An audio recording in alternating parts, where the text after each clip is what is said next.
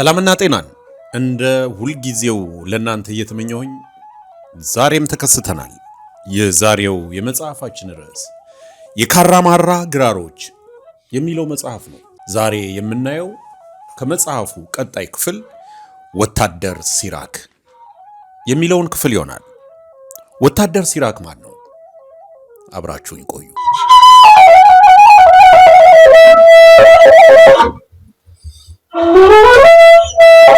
ወታደር ሲራክ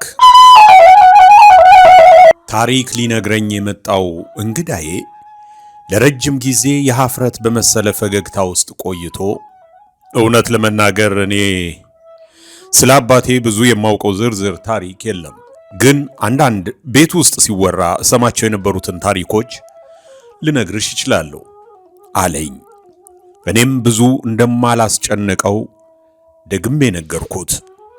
ሶሎሞንን ያገኘሁት በጓደኞቼ አስተዋዋቂነት ነበር። ምን ያክል በእነዚህ አይነት ታሪኮች እንደምሳብ የተረዱ ጓደኞቼ ከኔ እኩል ባለታሪኮች አሉ በተባሉበት ቦታ ሁሉ እያጠያየቁ እኔ እንዳገኛቸው ይሞክሩ ነበርና ሶሎሞንን የምታውቀውን ያክል ንገራት ሲሉ ነበር ያስተዋወቁን። እያመነታ ቢሆንም ፍቃደኝነቱን ገልጾልኝ ለዛሬ ቀጠሮ ይዘን ተገናኘን። ሌላ ታሪክ ልሰማ ነውና እንደ ወትሮዬ ደስታ እየተሰማኝ ለጨዋታው ራሴን አዘጋጀው።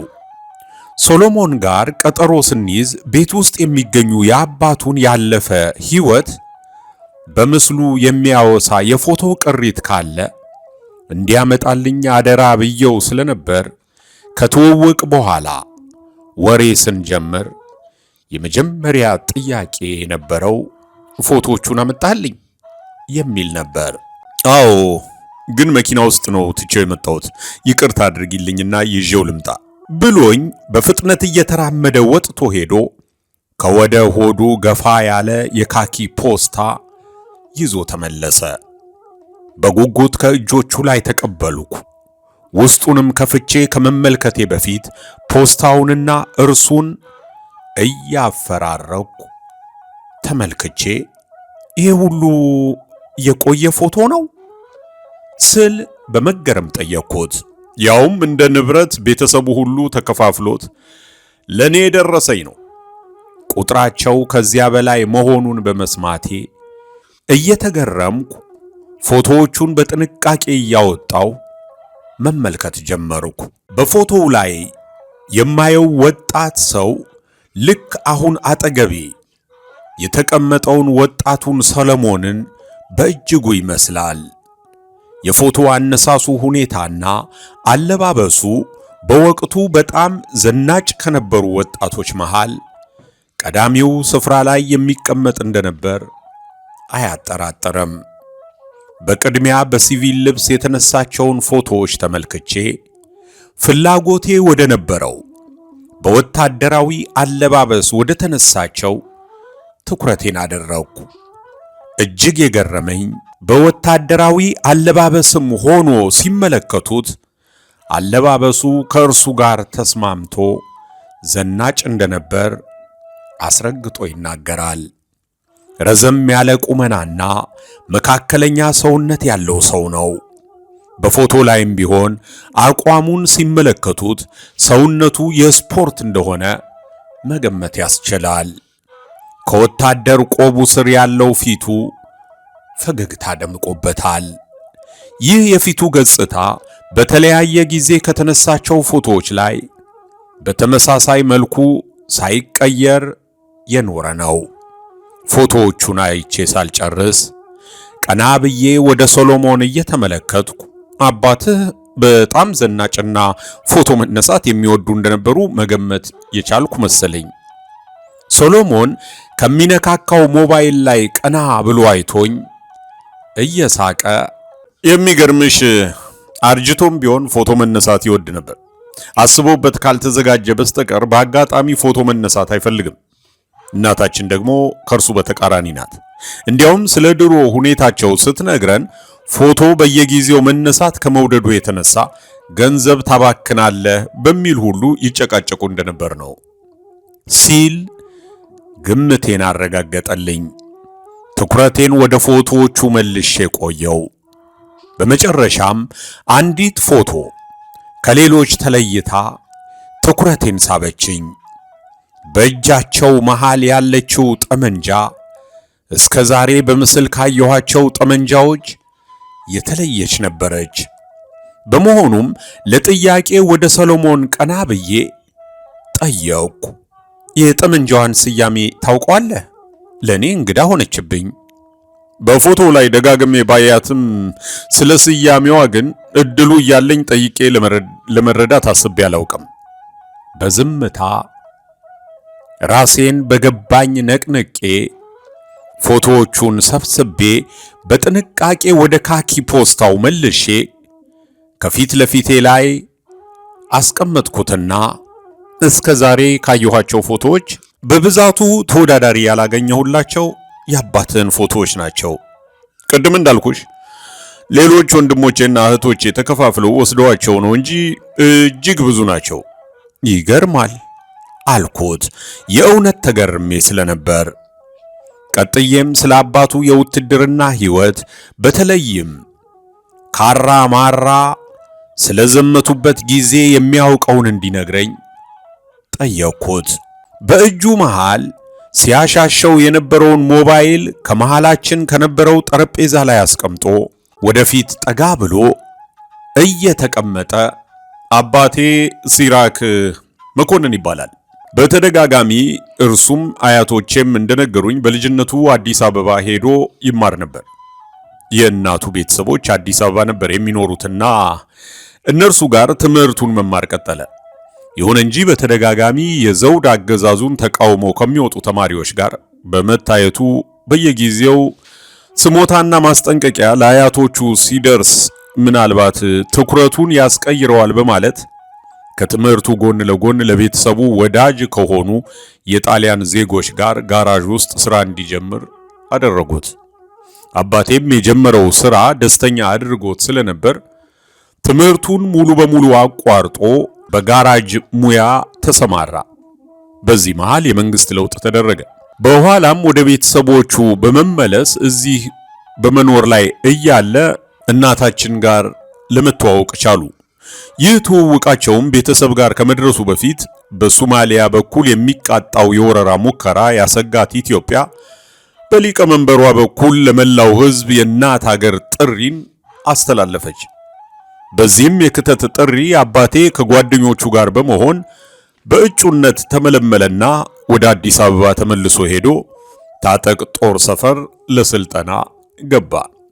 በፎቶ እንደተመለከትሽው ሰውነቱ በስፖርት የዳበረና ቀልጣፋ በመሆኑ በትምህርቱም እስከ 10ኛ ድረስ የተማረ በመሆኑ ለሌላ ለተለየ ስልጠና ከተመረጡት መሃል ሆኖ ከታጠቅ ጦር ሰፈር ውጪ ለስልጠና ተወስዶ ከሰለጠነ በኋላ ለመጀመሪያ ጊዜ ሐረር ከተማ በወራሪው ጦር በመከበቧ ወደ ሐረር በመሄድ ለውጊያ ተሰልፏል። እስከ ጦርነቱ መገባደድም በዚያ ቆይቶ ሶማሊያ በሽንፈት አካባቢውን ለቆ ከወጣ በኋላ ወደ ኤርትራ ዘምቶ ነበር። ኤርትራ አካባቢ እስከ 1973 ዓመተ ምህረት እንደቆየ ለግዳጅ ተሰማርቶ በነበረበት አጋጣሚ ሰራዊት ጭኖ በመንቀሳቀስ ላይ ካለ መኪና ላይ ወድቆ ሰውነቱ ላይ ከፍተኛ ጉዳት ደርሶበት ከሰራዊቱ ተቀንሶ ወጣ። ሕክምናውን አያቶቹ ጋር አዲስ አበባ ሆኖ ሲከታተል ቆይቶ ጤንነቱ ሲመለስ ወደዚህ በመመለስ እናታችን ጋር በ1975 ዓመተ ምህረት ትዳር መሰረቱ። ለቋሚ መተዳደሪያውም ከቤታችን አጥር ጥግ አነስተኛ የዕቃዎች መጠገኛ ክፍል ሰርቶ ለሥራ ተሰለፈ። ያንንም ሲሰራ ቆይቶ ነው ሌላ የተሻለ ወዳለው የሥራ ዘርፍ ስራውን የቀየረው። እኔ ለቤተሰቦቼ የመጀመሪያ ልጅ ነኝ።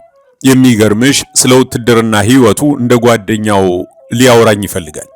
ለአጭር ጊዜም ቢሆን በቆየበት የውትድርና ሕይወት እጅግ ደስተኛ ነበርና ያንን ስሜቱን የሚያካፍለው ልጅ ይፈልግ እንደነበር የተረዳሁት አሁን ነው። ያኔ እኔ ምናልባት አንድን ነገር ከስር መሰረቱ ለማወቅ ከነበረኝ ፍላጎት በተሻለ መልኩ ኖሮኝ ቢሆን ኖሮ ዛሬ የሚሰማኝ ቁጭት አይኖርም ነበር። በተለይ አሁን አንቺ ስለ አባቴ ለማወቅ ፍላጎት ኖሮሽ እኔ በጥሩ ሁኔታ ልነግርሽ ባለመቻሌ ክፍተቴን ይበልጥ እንድረዳው ሆኛለሁ። ከልጅነት ጊዜ ከማስታወሳቸው ነገሮች መሃል ዋነኛው አባቴ ዘመቻው ላይ ተሳትፈው ከነበሩት ጓደኞቹ ጋር ሲገናኝና ስለነበራቸው ጊዜ ሲያወራና ሲያዳምጥ የነበረው የደስተኛነት ስሜቱን ነው።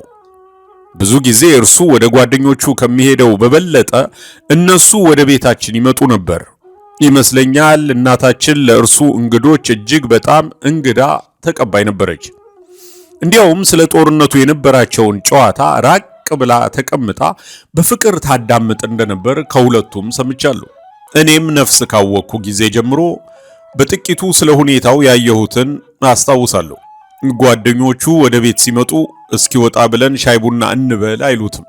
ምክንያቱም ጥለውት ከቤት ሊወጡ የሚከብደው የእናታችን ቆንጆ ቡናና ከቤታችን የማይጠፋው ጠላ ሆቴል ከፍለው ከሚጠጡት ቢራ የበለጠ ነው ስለሚባል ያ ቀርቦላቸው በረንዳ ተቀምጠው ሲያወሩ ያመሹ ነበር። አባቴ ጓደኞቹን ባገኘ ቁጥር ስለ ጦርነቱ ጊዜ በፍቅር ያነሳላቸዋል።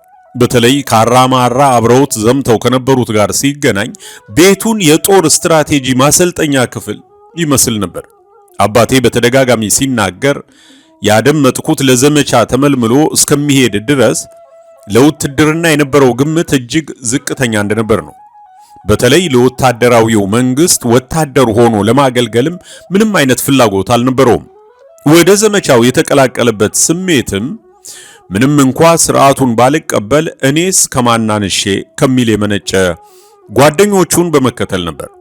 ታጠቅ ጦር ሰፈር ከገባና አልፎም ለተለየ ስልጠና ተመርጦ ከሄደ በኋላ ግን ስለ ውትድርና የነበረውን አመለካከት ሁሉ ቀይሮ በፍጹም የሀገር ፍቅርና የመጠቃት ቁጭት በፈጠረበት ስሜት ተሞልቶ በጦርነቱ ተሳትፏል። እናም ጓደኞቹ ጋር ስለ ጦርነቱ ጊዜ የነበራቸውን ገጠመኞች በየቀኑ እንደ አዲስ እያነሱ መጫወት አይሰለቻቸውም። የሚገርምሽ ከአባቴ ጥቂት ጊዜ ቀደም ብለው አረፉ እንጂ ከጓደኞቹ አንዱ ልክ እንደ እርሱ ሽቅርቅርና ዘናጭ የሆኑ ጋሽ ወግደረስ የሚባሉ ሰው ነበሩ። እርሳቸው ጋር ወደ ኤርትራ ሲሄድ እስከ ተለያዩበት ጊዜ ድረስ በካራማራ በተደረገው ጦርነት እስከ ፍጻሜው አብረው ነበሩ። ጋሽ ወግደረስ ልነግርሽ ከምችለው በላይ ክራርና ጊታር መጫወት ይወዳሉ። ችሎታቸው የሚገርም ነበር እና አልፎ አልፎ ወይ ክራራቸውን አለያም ጊታራቸውን ይዘው ብቅ ይላሉ። የመንግስት ሰራተኛ ስለነበሩ የሙዚቃ መሳሪያቸውን ይዘው የሚመጡት ስራ በሌለ ቀንና በበዓላት ጊዜ ብቻ ነው። በተለይ ለክራራቸው ያላቸው ፍቅር በበዓላት ለመግለጽ ይከብዳል። በፍጹም ሰው አያስነኩም። በዘመቻውም ጊዜ ከጠመንጃቸው እኩል ከእጃቸው ያልተለየች ናት ሲባልም እንሰማለን። ክራሯ ለእነርሱ አንድ የሙዚቃ መሳሪያ ብቻ አይደለችም። የወኔ ምንጫቸውና በጦር ሜዳ እነርሱ ያዩትን ሁሉ አብራ ያየች የትዝታ ጓዳቸውም ጭምር ነች። ዛሬ ስሟን ማስታወስ አልቻልኩም እንጂ በጋራ ያወጡላት ስምም ነበራት። እርሷን ይዘው ወደ ቤታችን ሲመጡ እኔም ደስ ይለኛል። ልጆችን ማጫወት ይወዱ ስለነበር የጎረቤትም ሆነ የኛ ቤት ልጆች ስብስብ ብለን አጠገባቸው እንቀመጣለን። እኛን የሚያስደስት የመሰላቸውን ሙዚቃ እየዘፈኑ ካጫወቷት በኋላ በትነውን ወደ ጓደኞቻቸው ተመልሰው በጋራ ማንጎራጎር ይጀምራሉ። ከዘፈኖቻቸው መሃል በደንብ የማስታውሰው የጋሽ ጥላሁንን ሙዚቃና ለጦርነት ጊዜ ስሜት ቀስቃሽ የሆኑ ሙዚቃዎችን ይጫወታሉ። በተለይ የጋሽ ጥላሁንን ዘማች ነኝ ቆራጥ ነኝ እኔም ለሀገሬ አልሻም ማየት ተደፍራ ድንበሬ አልሳሳም ጭራሽ እኔም ለሕይወቴ ለሀገሬ ሲባል ቢጎድል አካላቴ አሃሃሃ ልሰዋ ለውዲቷ እናቴ የሚለውንና ባለቤቱ የማን እንደሆነ የማላውቀውን ለአንድነቱ ድሉ እንዲሰምር የነጻነቱ ወጣ ወረደ ሄደ ነጎደ ሰራዊቱ የሚል ሙዚቃን በፍቅር በአንድነት ይዘፍናሉ። አንዳንዴም ከነዚህ አይነት ሙዚቃዎች ለየት ያሉ የሀገርና የውጭ ሙዚቃዎችንም ይሞካክራሉ። በህብረት ከሚዘፍኗቸው የውጭ ሀገር ሙዚቃዎች ውስጥ ዛሬም ድረስ በአጋጣሚ ሳደምጠው የአባቴና የጓደኞቹ ድምጽ ትናንት እንደሰማሁት ያክል ለጆሮዬ ቀርቦ የሚሰማኝ ሌኖን ሚ የሚለው የቢሎሽን ዘፈን አንዱ ነበር። በጊታር አጃቢነት በጎርናና ድምጻቸው ይህንን ሲዘፍኑ መስማት እጅግ የሚያስደስት ነገር ነበር። ልክ እንደዚህ ሙዚቃ ሁሉ የጆን ዴንቨር ዘፈንን እንደ አንድ ብሔራዊ መዝሙር በህብረት ይዘፍኑት ነበር። እዚህ ላይ ሰለሞንን ከቀጣይ ንግግሩ አቋርጬ ምን የሚለውን ዘፈን እንደሆነ ግጥሞቹን የምታስታውሳቸው ከሆነ ብትነግረኝ ደስ ይለኝ ነበር ስል ጠየቅኩት። ሰሎሞን በጥያቄ ትንሽ ፈገግ ብሎ ራሱን ነቀነቀና አብዛኛዎቹን ሙዚቃዎቹን በልጅነቴ የሰማዋቸው ስለነበሩ ነፍስ አውቄ የሙዚቃዎቹን ባለቤት እስከማውቃቸው ድረስ አባቴና ጓደኞቼ የሚጫወቷቸው ሙዚቃዎች ሁሉ የራሳቸው ይመስሉኝ ነበር። ከዚህ መሃል የጆን ዴንቨር ዘፈን ካንትሪ ሮድስ የሚለው አንዱ ነበር። ሰሎሞን ሐሳቡን ወደ ሌላ ስፍራ ለሰኮንዶች ወስዶ ቆይቶ ምልስ አለና ቀድሞ ወደ ነበረበት ጨዋታችን ተመለሰ እና አባቴን አንቺም በፎቶ አይተሽ እንደገመትሽው ፋሽን የሚወድና በሙዚቃ መዝናናት የሚወድ ሰው ነበር። በየዘመኑ የሚወጡ ሙዚቃዎችን በጋሽ ወግደረስ ክራርና ጊታር ታጅቦ ሲጨፍርና ሲያንጎራጉር መመልከት ያስደስታል። ቅድም እንደነገርኩሽ ሁሉም በሚሰበሰቡበት ጊዜ የሚያወራው የጦር ሜዳ ውሎ አተራረኩም የመድረክ ተውኔት እንደሚያቀርብ አይነት ሰው በመሆኑ ሲሰሙት ደስ ይላል። ባህሪውን አስተውሎ ለተመለከተው ሰው ከሌሎች ነገሮች በበለጠ ወደ ኪነ ጥበቡ ያዘነበለ ነበር። በአጠቃላይ የእርሱና የጓደኞቹ ሕይወት በመጽሐፍ መልክ ይዘጋጅ ቢባል አንድ ትልቅ ሙሉ ጥራዝ ታሪክ የሚወጣው ነበር። ግን እነርሱም ይህንን በጽሑፍ መልክ አላስቀመጡትም። እኛ ልጆቻቸውም እናስቀረው ብለን አልሞከርንም። ግን በአንድ ሩቅ ስፍራ የማናውቃቸው ወታደር የነበሩ ሰዎች ሰረት ታደረጉት ተብሎ ከሚጻፍልንና ከሚተረክልን ወይም በፊልም ተሰርቶ ከምናየው ታሪክ በበለጠ የሚያስደንቅ ነበር። ስለ አባቴ ከማድረሳቸው ነገሮች መሃል አንዱ ልብሱን ባወለቀ ቁጥር በእጁ የሚያሻሸውና አትኩሮ የሚመለከተው በቀኝ ታፋው ላይ ትልቅ ጠባሳ አለው። አንዳንዴም ሳቅ እያለ ይህንን ያደረገው ያ የጠላት ወታደር እንዴት ያለ ውለታ ውሎልኝ እንደሞተ አያውቅም፣ ፈጣሪ ለዚህ ስራው ብቻ ነፍሱን ይማረው ይላል። እናቴም ይህንን ሲል ስትሰማው በብስጭት አሁን የጉዳትና የጠባሳ ጦርነቱ ምን ላይ ነው ስትል ትጠይቀዋለች። ምን ነካሽ? አገሬው በሙሉ ወጥቶ ተቆርሶ እንደሚወሰድበት የአካሉ ቁራጭ ለሚሳሳላት ሀገሩ በተዋደቀበት የጦርነት ጊዜ ውስጥ ተገኝቶ ለሀገሩ ሲል በሳንጃ እንዲህ ተዘንጥሎ አብሮ የሚኖር ማህተም ይዞ መቀመጥ ቀላል ነገር አድርገሽው ነው ሲል ይመልስላታል። በዚህ ንግግሩ እናቴ ደስ እንደምትሰኝ ይገባኛል።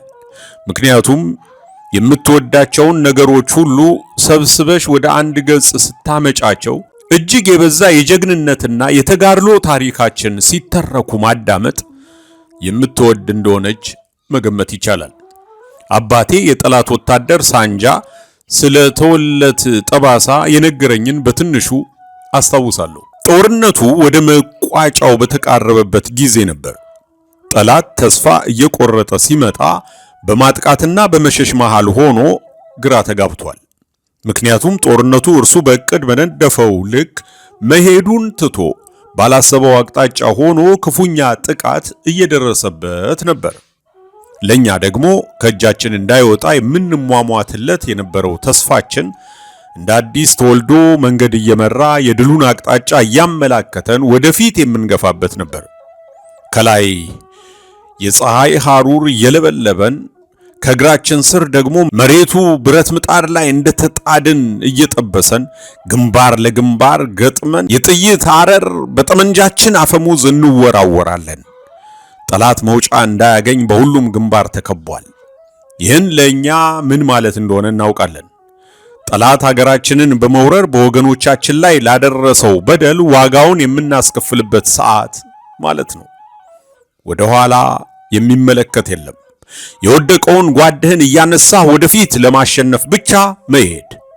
እናም እኩለ ቀን አለፍ እንዳለ መንገዳችን ላይ በወዳደቁ የራስ ወታደሮች ሬሳ ላይ እየዘለልን ከኋላው እየተከተልን በምናጠቃበት ጊዜ እዚህ ታፋዬ ላይ ኃይለኛ ህመም ተሰምቶኝ ዝቅ ብዬ ስመለከት ለካ ቆስሎ የወደቀ የጠላት ወታደር ከሬሳ መሃል ኖሮ በደመ ነፍስ ቀና ብሎ የሰነዘረው ሳንጃ ታፋዬ ላይ ተሰካ።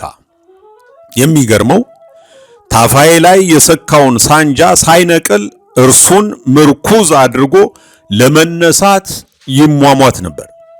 ያኔ ስለቱ ውስጥ ድረስ ሰርስሮ ገብቶ ቁስሌን አከበደው። እኔ ግን ለመጀመሪያ ጊዜ ስለቱ ሲወጋኝ ከነበረው ስሜት በኋላ ምን እንደሚሰማኝ እንኳን አላወኩም። ሁኔታው ቅጽበታዊ ነው። በዚህ ቅጽበታዊ ጊዜ ውስጥ ከእኔ 2 ክንድ ርቀት ላይ የነበረው አንድ ጓድ በምን አይነት ፍጥነት እንደሆነ ለመገመት በማልችለው አኳኋን በጥይት ግንባሩን ብሎ ሊነሳ ከሚፍጨረጨርበት መሬት መለሰውና ጠመንጃውን አንግቶ በርከክ በማለት ሳንጃውን ያልተነቀለለትን ቁስሌን በያዘው ፋሻ ጠቀለለልኝና በቅርብ ርቀት ውስጥ ለነበሩት የሕክምና ሰዎች ትቶኝ ወደፊት ከሚሄዱት ጋር ለመቀላቀል እየሮጠ ሄደ። እንደ ቁስሌ ክብደት ብዙ ደም ሳይፈሰኝ በፊት ሕክምና ተደርጎልኝ ከቀናት በኋላ ቁስል እንዳለኝ እንኳን ረስቼው ከጓደኞቼ እኩል በሌላ ግንባር ተሰለፍኩ። ያም ቁስል ጠባሳ ሆኖ ለዚያ ጊዜ ማስታወሻነት ዛሬ ድረስ አብሮኝ ይኖራል። ባየሁትም ቁጥር አብረውኝ ስለነበሩ ሰዎች፣ ስለሞቱት፣ ስለቆሰሉትና በአጠቃላይ ያንን ያለፈ ጊዜ እንደ መስታወት ቁልጭ አድርጎ ስለሚያሳየኝ ጠባሳዬን ወደዋለሁ ሲል አጫውቶኛል። እኔ ቅድም እንዳልኩሽ ብዙም ታሪክ የማስታወስና የመተረክ ችሎታው የለኝም። ምናልባት ከኔ ጋር ሌሎች እህት ወንድሞቼ ኖረው ቢሆን ኖሮ በየራሳችን ዘንድ ያለውን ትውስታ እያዋጣን እናጫውትሽ ነበር። ግን ሁሉም በቅርብ የሉም። ለወደፊት ሁላችንም የሚያሰባስብ አጋጣሚ በቅርብ የሚኖር ከሆነ ደውዬ ሁሉም ስለ አባታችን የሚያውቁትን እንዲነግሩሽ አደርጋለሁ። እውነት ለመናገር ግን አሁን አንዳንድ ስለ ካራማራ ጦርነት የሚያወሱ ወሬዎችን ስሰማና መለስ ብዬ የአባቴን ለጦርነቱ የነበረውን ስሜት ሳስብ ትልቅ ዕድል ሳልጠቀምበት እንደዋዛ ከእጄ ወጥቶ እንደሄደ ነው እየተሰማኝ ያለው። እንደ በኩር ልጅነቴ ኃላፊነት የነበረብኝ ይመስለኛል። ሌላው ስለ አባቴ ሳስብ የሚገርመኝ በጦርነቱ ጊዜ ቤተሰቦቻቸውን ትተው ለዘመቻ ሄደው በዚያው የቀሩትን የሚያውቃቸውን የዘማች ቤተሰቦች እየሄደ ይጠይቃል። ዓመት በዓል በመጣ ጊዜ በስራ ጥሩ ገቢ ካገኘ በግ ገዝቶ የሚልክላቸው ነበሩ። ካልሆነ ግን ዶሮ ገዝቶ በየቤቱ ይልካል። ለትምህርት ቤት ወጪ ማለቴ ለደብተር፣ ለእስክርቢቶ የተቸገሩትን ደግሞ ከኛ እኩል ገዝቶ ይሰጣቸዋል። እኛም የኛን ፍላጎት በደንብ ሳታሟላ ለሌላ ሰው ትጨነቃለህ አይነት ስሜት ስናንጸባርቅ በሐዘን ተሞልቶ እኔ በደህና መመለሴንና ትዳር መስርቼ እናንተን ወልጄ አብሬ መሆኔን አትመልከቱ። እንደነርሱ አባቶች ቀድሜ ትዳር ይዤ ወልጄ እናንተን በእናታችሁ ትከሻ ላይ ብቻ በትኜ እንደወጣው ቀርቼ ቢሆን ኖሮስ፣ ሞቼ መርዶዬ ለነርሱ እንደመጣው መጥቶላችሁ ቢሆን ኖሮስ፣ ይሄ ሁሉ ሆኖ ቢሆን ኖሮ የእናንተ መቸገር እንዴት እንደነበረ አስባችሁት ታውቃላችሁ? አስባችሁት የማታውቁ ከሆነ ዛሬ እንድታስቡ ትፈልጋለሁ። ከዚያም ስሜቱን በደንብ ልትረዱት ትችላላችሁ ይለናል። እንዲህ ደብተር ገዝቶ ካስተማራቸው ልጆቹ መሃል ብዙዎቹ ጥሩ በሚባል የሥራና የኑሮ ሁኔታ ውስጥ ናቸውና ስለ እነርሱ ሳስብ ዛሬ ለደረሱበት ቦታ የአባቴ አስተዋጽኦ ትልቅ ስፍራ ነበረው ብዬ ራሴን እጠይቃለሁ። በእርግጥም ያደረገው አስተዋጽኦ ትልቅ ነው። ለዚህም ማሳያ ከኛ ባልተናነሰ ሁኔታ አባታችንን ይጠይቁት ነበር። በሞተም ጊዜ በአገር ያሉት ከየስፍራው ተሰባስበው አሳዳጊ አባቴ ሲሉ አልቅሰው በክብር ቀብረውታል። ስለዚህ አባታችን ለሀገር የሚገባውን ዋጋ በመክፈል በተጨማሪ ማህበራዊ ኃላፊነቱን በአግባቡ ተወጥቷል ብዬ አምናለሁ። ንግግሩን መቋጨቱን ስረዳ ያንን የተለመደውን ጥያቄ ለእርሱ አነሳሁለት። አባትህ በከፈሉት የላብና የደም ዋጋ ደስተኛ ነበሩ ትላለህ? ምናልባት የሚሰማቸው ቁጭት ነገር ነበር? እውነት ለመናገር ስለዚህ ጉዳይ በቁጭት ያወራበት ጊዜን አላስታውስም። እጅግ በጣም ደስተኛ እንደነበር ነው የማውቀው። ያው ቅድም እንደነገርኩሽ እርሱ ከሚደሰትባቸው ነገሮች ዋነኞቹ ፎቶ መነሳት፣ በሙዚቃ መዝናናትና የጦር ሜዳ ሕይወትን መሰረት አድርገው የሚነሱ ጨዋታዎች ላይ ተሳታፊ መሆን ነው። ስለዚህ አንተም ደስተኛ ነህ? ማለቴ አባትህ ካራማራ ላይ ታሪክ ከሰሩት ጀግኖች መካከል አንዱ በመሆናቸው። ሶሎሞን በጥቂቱ ሳቅ አለ። ማን የጀግና ልጅ መባልን ይጠላል ብለሽ ነው? ብዙዎች እኮ ባልሆኑበት የፈጠራ ታሪክ እንኳ ኩራት ተሰምቷቸው ይኖራሉ። ግን ስለ አባቴ ኩራት ከሚሰማኝ በበለጠ ቁጭት እንዲሰማኝ ነው የሆንኩት። ለምን? በሰዎች ዘንድ ይህ ታሪካቸው በጉልህ ባለመታወቁና ባለመወሳቱ ነው። ለምላሹ እጅግ ጓጉቼ ጠየቅኩት። አይደለም፣ አባቴ በሰዎች ከመታወቁ በበለጠ በእኛ በቤተሰቡ በደንብ ሊታወቅና ሊመሰገን ይገባ ነበር። እኛ እንደ ሌሎቹ ቤተሰቦች ስላላጣኑና ከጦርነቱ በኋላ የተወለድን በመሆናችን ከታሪኩ ራሳችንን በብዙ መልኩ አርቀን የተመለከትን ይመስለኛል። ገባኝ በሚል ሁኔታ ራሴን ነቅንቄ መረዳቴን አረጋገጥኩለት። ግን ከረፈደም ቢሆን አባቴ በተሳተፈበት የድል ታሪክ ውስጥ እኔም ባለ ታሪክ መሆኔን እረዳለሁና ደስታም ይሰማኛል። ለወደፊት በዚህ ዙሪያ የምታስበው ነገር ይኖር ይሆን? ጥያቄ ግርታ እንደፈጠረበት ከአመለካከቱ ተረድቼ በጥቂቱ ላብራራለት ሞከርኩ። ማለቴ ቅድም ስለ አባቴ ይበልጥ ለማወቅ ባለመሞከሬ ቁጭት ይሰማኛል ብለኸኝ ነበር እና ይህንን ቁጭት ከውስጥ ጨርሰ ለማውጣት የምታስበው ነገር ይኖር ይሆን ማለቴ ነው። ሰለሞን ራሱን በፍጥነት በአዎንታ ደጋግሞ ነቀነቀ። ልክ ነሽ፣ አንድ ነገር ማድረግ እንደሚኖርብኝ አምናለሁ። ግን ድክመቴንም እንደነገርኩሽ እኔ ጥሩ ታሪክ አድማጭና አስታዋሽ አይደለሁም። ግን ቀጥዬ በመሞከር በቤተሰቦቻችን አእምሮ ውስጥ ያሉ ሽርፍራፊ ታሪኮችን በመገጣጠም አጭርም ቢሆን ጥሩ ምስል መስጠት የሚችል የአባታችንን ታሪክ ማስቀመጥ የምችል ይመስለኛል። ይህ ጥሩ ሐሳብ ይመስለኛል። አንድ ቀንም ይህንን አዘጋጅተህ በጨረስክ ጊዜ እድሉን አግኝቼ ማንበብ ብችል ደስ ይለኛል። ግን ደግሞ የነገርከኝን ሁሉ ከታሪኮቼ መሃል የሚቀመጥ ስለሆነ ቃላቶቼን እንዳትኮርጅ። ሶሎሞን በረጅሙ ሳቀና ራሱን ከፍ ዝቅ አድርጎ በትንሹም ቢሆን የነገርኩሽ ታሪክ በአንቺ ዘንድ ተወዳጅ ሆኖ ከታሪክሽ መሃል ልታካትቺው በመውደድሽ በጣም ተደስቻለሁ። ምናልባት ጥቂት ጊዜ ቀደም ብለን ቢሆን ኖሮ አንቺም ለጽሑፍሽ በቂ የሆነ ታሪክ፣ ለእኛም የአባታችንን ትልቅ ማስታወሻ እናገኝ ነበር። ቢሆንም ለእኔ ቢረፍድም ባለኝ ጊዜ ለመጠቀም እሞክራለሁ። የቀሩት ታሪኮችን መልክ እንዲይዙ ማድረግ እችላለሁ። ሞቅ ያለ ፈገግታ አሳየሁት። ይህንን ስታደርግም አባትህ ያኔ እንድታዳምጣቸው የፈለጉበትን ምክንያት እንደፈጸምከው እርግጠኛ መሆን ትችላለህ። ተነስቼ በተጠንቀቅ ቆሜ አየሁት። ሶሎሞንም ፍላጎቴን ፈጥኖ ተረዳና ተነስቶ እንደኔው በተጠንቀቅ ቆመ። ክብር ነፃነትን እንደ ካባ ላለበሱንና የሀገርን የክብሯን ጨርቅ ላላስደፈሩ አባቶቻችን፣ ክብር ነፃነትን እንደ ካባ ላለበሱንና የሀገርን የክብሯን ጨርቅ ላላስደፈሩ አባቶቻችን ከሰለሞን ጋር ሞቅ ያለ የስንብት ሰላምታ ተለዋውጠን ተለያየን። ከዚያም ለመጨረሻ ጊዜ እኔን ተከትሎ ያስተጋባውን መፈክር የተናገረበትን የንግግር ቅላጼ መለስ ብዬ አስታወስኩ።